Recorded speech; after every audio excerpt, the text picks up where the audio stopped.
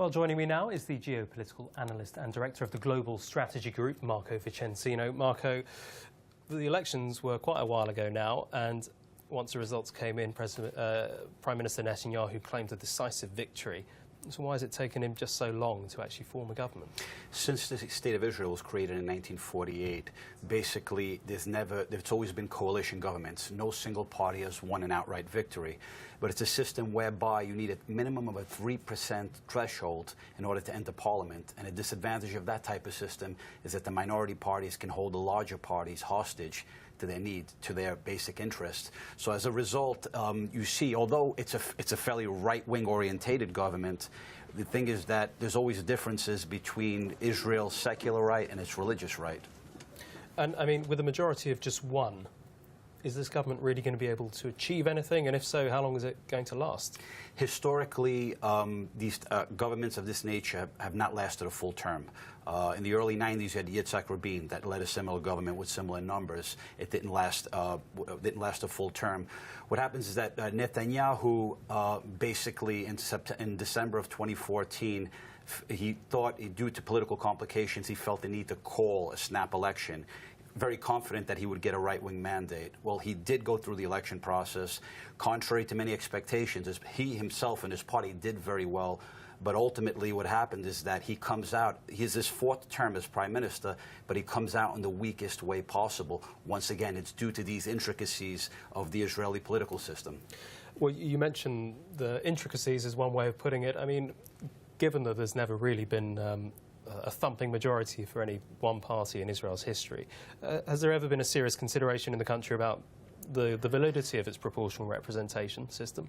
Well, there's talk about always reform of the nations, of the constitution, of the system itself.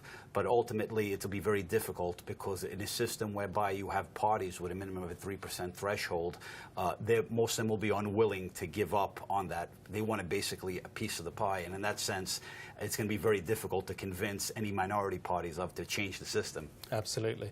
Well, let's look at Jewish Home Party that Mr. Netanyahu's formed this deal with. I mean, what's he had to give away? What's he had to concede in order to get back in government? Basically, Netanyahu was relying on 67 seats out of 120 because he thought he had the former foreign minister, Avigdor Lieberman, his votes from his party. Lieberman pulled out, and as a result, he had to rely, he became a hostage, more or less, to Naftali Bennett's party, who needed the 8 votes from that party to get the 61. What they wanted was the Justice Ministry, the Agricultural Ministry, and the Education Ministry, and they got all 3. So in that sense, the winner, the clear winner out of this whole intricate system seems to be, at least for present, Naftali Bennett and his party.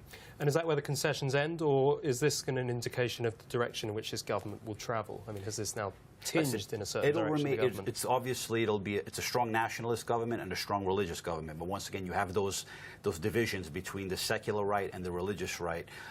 They quite united in the sense of against the creation of a Palestinian state, in favor of expanding the settlements. But obviously, when it comes to spending money on the religion segments of the society, that's where a lot of the polarizing debates begin. So yes, it has a lot in common, but there's enough to distinguish it that can hold this government hostage and lead to its possible downfall earlier than later.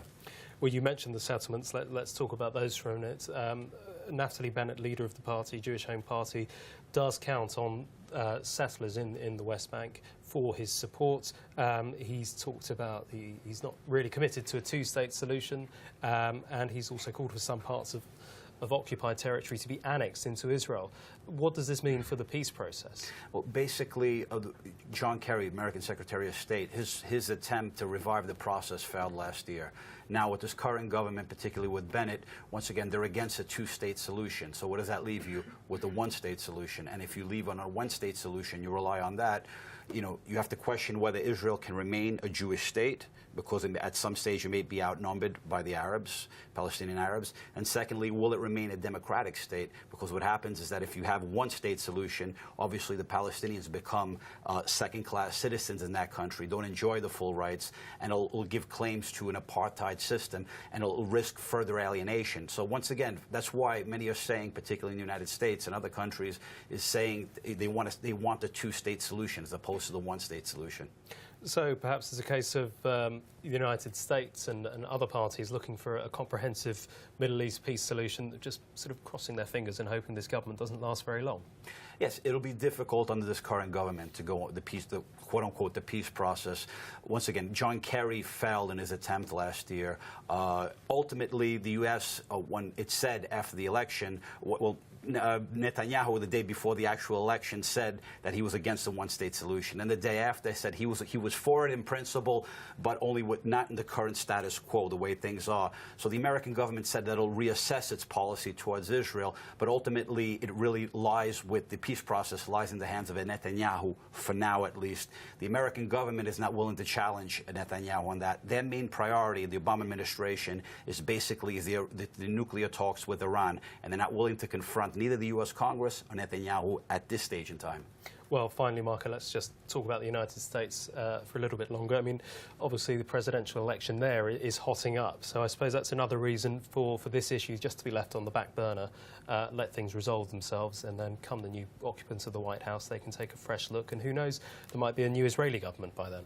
Between now and the American election is quite a long time. Anything can happen between then. Obviously, the government could collapse.